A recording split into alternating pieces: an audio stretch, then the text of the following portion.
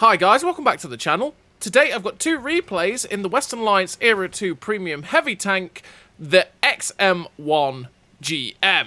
Now if you did like the video, as always, don't forget to like and subscribe down below as it really does help out the channel. And yes, the XM1, it's a pretty damn solid heavy tank in Era 2, or just an MBT really. And that's because the armour on this tank is good enough that you can ricochet quite a lot of shots, but you don't 100% rely on it because, well, things can go through it. It's not like the 4211, for example, where the armour just seems to bounce everything. Although that's not really the case as much these days for the 4211. You just still get ridiculous bounces off it, though. But you've also got a very nice gun with the 105mm gun that this tank has, which is the same gun that you get on some of the M60s, and it does you very, very well. You got 421 pen on this standard APFS DS that this vehicle gets, which is good enough to go through most of the vehicles you're going to face in Era 2. And you got nearly 5,000 DPM with it, which is pretty okay. Which is a 5.83 second reload, which, yeah, is pretty nice, as you see against this T72 AV. You got 0.28 accuracy at 100 meters with the build that I run, with 1.45 accuracy during movement and 0.93 accuracy during rotation, which, to be fair, isn't the best in the universe for an Era 2 or 3, but it's still very, very good. It means that this gun, as you can see in front of your face, is very, very mostly aimed in a lot of the time. You snap the shots in, it's like, oh, hello! I don't have to wait on the reload, sorry, not the reload, the aim time all that much. You got 1.75 second aim time, which is very, very fast, and it means the gun is always ready to go with the build that I run, and it makes it very, very nice indeed. You got 10 degrees of gun depression, which is fantastic, means you are very, very flexible on a ridgeline, can go hull down very, very easily, and if you don't know what I mean by hull down, I mean where you go against enemy tanks where all they can see is your turret. That is what I mean by hull down. You can go hull down, you can ricochet a decent amount off the turret front, which can be good for the XM1. You've got the 72.5 km/h top speed with a 38 km/h reverse speed. 28.26 horsepower per ton ratio means you fly at that top speed, and if you really wanted to, you could make the XM1 much, much faster. It's perfectly down to you and how you want to set up the vehicle, but you can have a pretty good time with it going at speed, but also you could just make it better in terms of the gun handling and stuff like that with the crew and equipment that I do run on the XM1. You have 3,000 hit points as well, which is a good slab of hit points for an Era 2. I really wish I'd just driven in front of him there to get the ram kill, but there we go.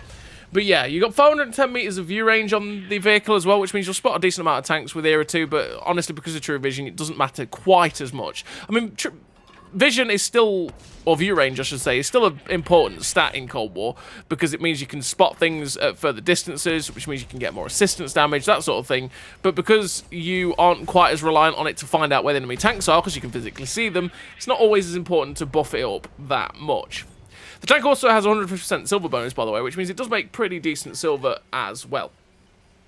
So what do I run in terms of a crew and equipment on the old XM1? Well, I do run Born Leader, Rapid Reload, Sixth Sense, Steady Aim, Snapshot, Run and Gun, Deadeye, Clutch Braking, Trap Mechanic, and the Advanced Loader, the Gun Stabilizer, and the Advanced Reload.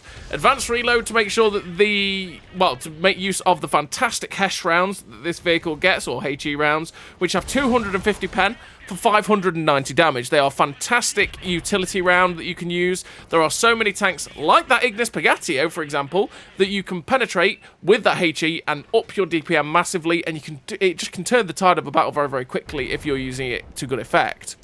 The Advanced Loader to make the best of the DPM, the Gun Stabilizer to get the accuracy during movement and rotation down as low as possible so that the gun is always ready to go. All three gun perks to make sure that, again, I can get this gun as good as possible, because I want to make sure that this gun is fantastic. I want to make sure that we can get this gun into the fight and it's always ready for action. And that's why I run those perks, essentially. But again, it's down to you and how you want to play the vehicle, because I run Clutch Braking to make the track traverse better, because they've got a 41 degree a second track traverse. I don't really feel like I need to make the turret quite as much better, because I've got a 48 degree a second turret traverse, but it's down to you and how you want to play the vehicle. You might want to make the turret traverse even better with Rapid Aim instead of Deadeye. I just run Deadeye for the memes and the chance of making more damage of modules, that sort of thing, by 6%. So you can see that first game, we finished with the 9.7k damage, the Ace Tanker, the High Caliber, 1787 base XP, with what was, 12k, nearly 13k combined? No, that is 13k combined. Quick maths, people, quick maths! Maths is, yeah, is hard, okay? So 13k combined. Really nice game there for the XM1 there on Mannheim. So we're on to the second replay. And the second replay, we're on this map, which is Westfield. And on Westfield, from the southern spawn, I am 100% not going to go to the JK line, because the JK line is very, very open for our team as we push along there. So what I'd rather do is push up to about B1, B2, fight that little ridgeline section over there, get rid of the tanks from their team that do go that way, and then I can push up to the position at A4, which is the little ridgeline, where I could actually shoot across at the people that tend to camp across where the bridge is at E0, or the people that do generally camp at G0 as well. You get free shots at all of those people if you manage to push aggressively to A3, A4. Depends how bogged down you get when you are fighting that corner, because that corner can, you know, if the enemy team send a decent amount of people that way, it can turn into a right slog of a fight. But at the same time, what tends to happen with Westfield is that not many of their team actually go to the northern way, which means that you don't really fight many people this way. A lot of their team will go to the ridges at G6 and E7, and they'll all go sit on the 0 line. One or two will go sit at AB7, somewhere around there, or maybe at the position like you see at A5, but the thing is, there's not much, or they have to overexpose themselves quite a lot to actually get shots at you, and that means you can go sit underneath their gun line at A3, A4, and actually shoot the people that do camp.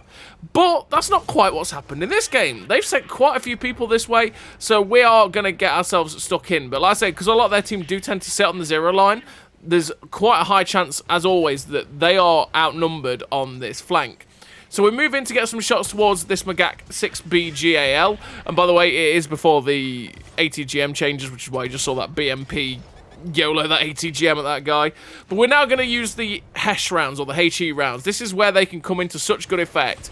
I switched back to the APFS DS because that guy wasn't giving me his upper or lower plate, so I couldn't pen him with the HE rounds. So what I did is switch back to the APFS DS instantly and then put in a shot through his side.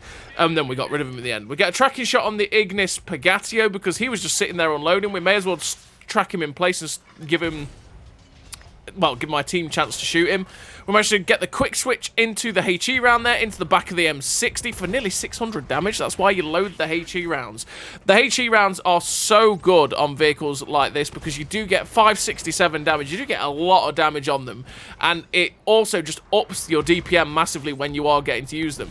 You have to know what targets to use the HE shells against, though, and know where you are shooting, because they are HE, which means that if they hit any sort of spaced armor, they're just going to detonate and not pen, which can be awkward. But as you see him using the HE rounds, we're getting the rolls we need to shut people down, like that M60 for 578, because we do have a 590 average damage on that HE round, which is just beautiful.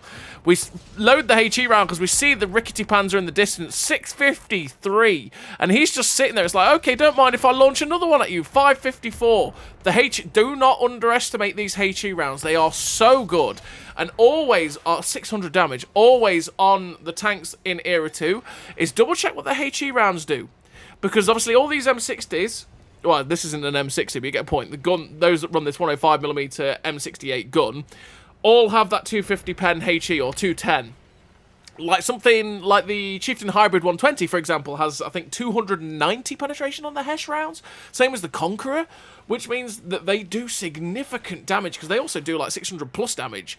Which means that if you're shooting at things like rickety Panzers, stuff like Chieftain lower plates, other Conquerors, stuff like the 30Bs, stuff like the Tyrans, the WZ-122, for example, firing HE at the upper or lower plate, you know, you can pen all of these tanks with HE. And if you're firing at 5.5 to 6 seconds, you're obliterating their hit points.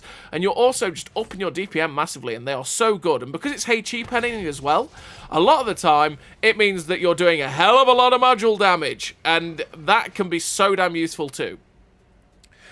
So as you can see, we're up to 8.5k damage with 1,058 assistance, and we know where the last 5 tanks of the enemy team are. There's the FV4211 directly in front of us, Mr. Aluminium Chieftain. I'm coming for that booty, sir! And he's not even looking at us, so we put a shot straight through the side of the 4211, and what I want to do is try and ram him and then finish him off, but he tracks us. Why did he deny the ram? But it's like, Mr. 4211, I can just go straight through your cupola with ease, and we finish him off there with a shot through the cupola. And again, we know where the last 3 are, and make that 2 as the Leopard 1A1 gets shut down by the 30B2 Brennus. We know that the last 2 is, hello, Mr. Marder 1A1. Oh, thank you for ramming me, sir. We'll take that kill. It's like, I'm not sure he meant to do that, but we'll take the free damage. Thank you very much. We're up to 4 kills with 10,082 damage, 1,167 assistance. There's a Warden spotted up at K7 directly in front of us, and we're now in the run-in to try and get some more damage on it. That's where obviously the XM1 is pretty good, because the mobility on this vehicle is damn solid. At 72 kilometers an hour, it's really, really good. And we're going to see if we can just get there to get a shot into the back end of him. If we can, we might load a Hesh round and stick it in. In fact, we don't need it anymore, as the Warden does take a hit. RBRT, and we hit the one place we can't pen.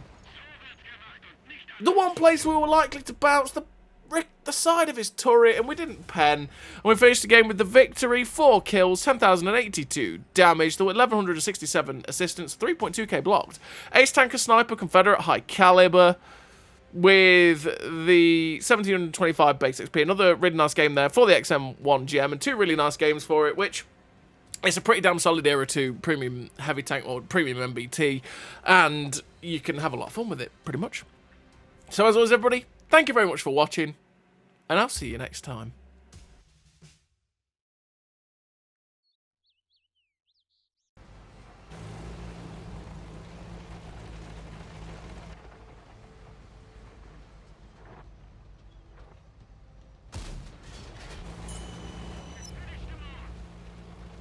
A great success!